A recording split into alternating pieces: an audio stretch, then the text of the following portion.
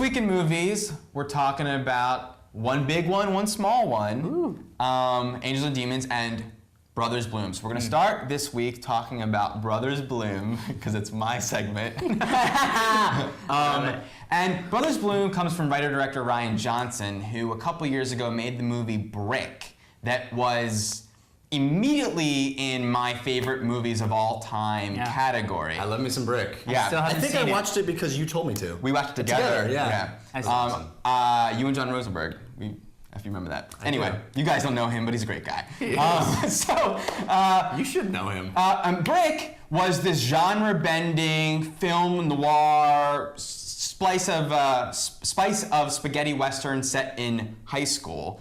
Brothers Bloom takes on its shoulders an entirely different genre, the con man genre.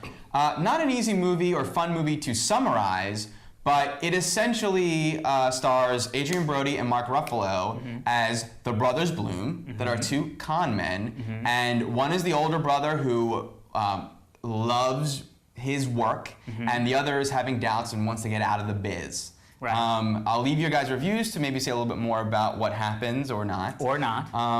But Alex, what did you think of the Brothers Bloom?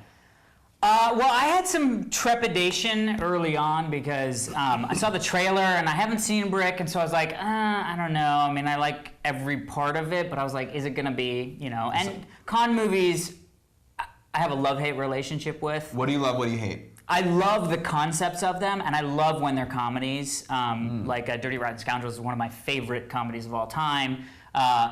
And then there are ones like The Spanish Prisoner, which are like, everything about it should be amazing, and then it's just like, not as good, at least for me. So I'm constantly trying to find the ones that I like that fit that bill.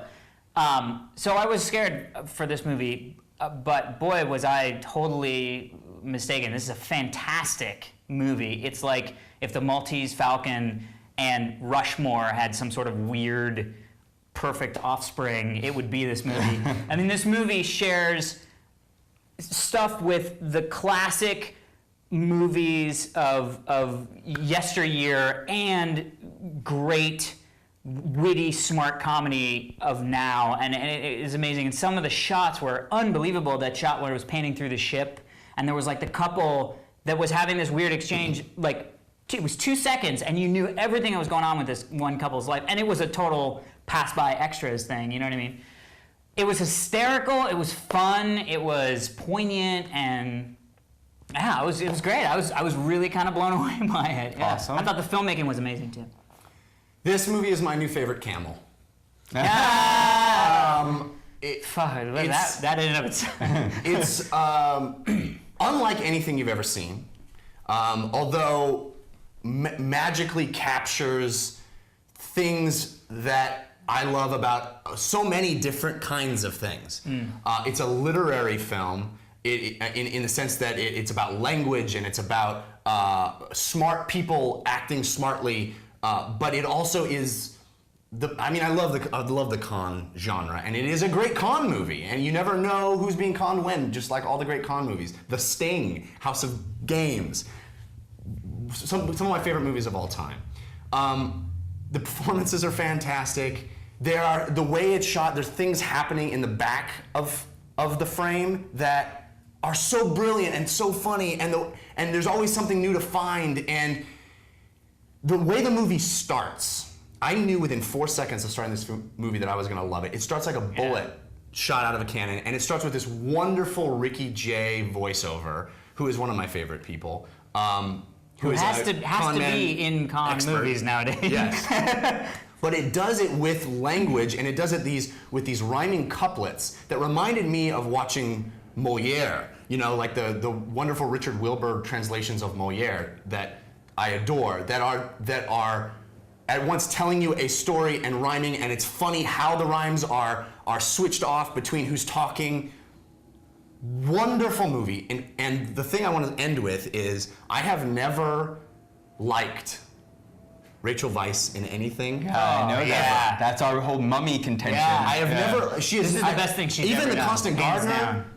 I fell madly in love with Rachel Weisz in this film. I knew you were When going she to say started, that. when she in put love that with hat her. on and started dancing, I was like, She is spectacular. Yeah. She's the perfect woman in this movie. so how much She's did you? definitely your perfect How woman. much did you love this movie, Dan? Yeah, I mean, I can't even pretend to open on a negative and then switch around. yeah. Like the main characters of this movie. Although would. if now you went negative, I would be shocked. Yeah. So you could have won there. I couldn't adore the movie more. I didn't think I was expecting it to be good. I was hoping that it would be as good as Brick, and it definitely feels like the movie the guy makes after Brick. It feels like a whole nother step. Yeah. I adore the filmmaking. To carry the torch of what Jeff just said with the narration, I realized that even in Brick, he has a very precise, controlled camera that tells the story for most of it. And it's sort of the way a movie opens on narration, the camera is also a narrator throughout a lot of the movie, but it isn't just that. That there are moments where you suddenly fall inside the movie and then the camera changes what it does and then you're just inside the scenes. Yeah. But then it starts narrating once again, and it's this awesome lyrical, whimsical, musical. The moments are very musical in terms of like silence and then gunshots, or And even great characters. visual rhythms with like a character walk in frame and then light goes on behind it. Like that's visual music. But it's also very stylized and unrealistic, but it never feels that That's way. the thing. He gets away with it. It felt a lot. There were times because there was a lot of stuff sort of like on the ocean or near, around the ocean and rocks and stuff that really reminded me of the movie, the one right after Rushmore, the Life Aquatic. That was one between those. but that's- Right. But the Life Aquatic felt so forced and it felt so abstract, I didn't and this like it, felt but- I didn't at yeah, all, yeah. which was sad to me because I really like Wes Anderson. and that team of people, but Right.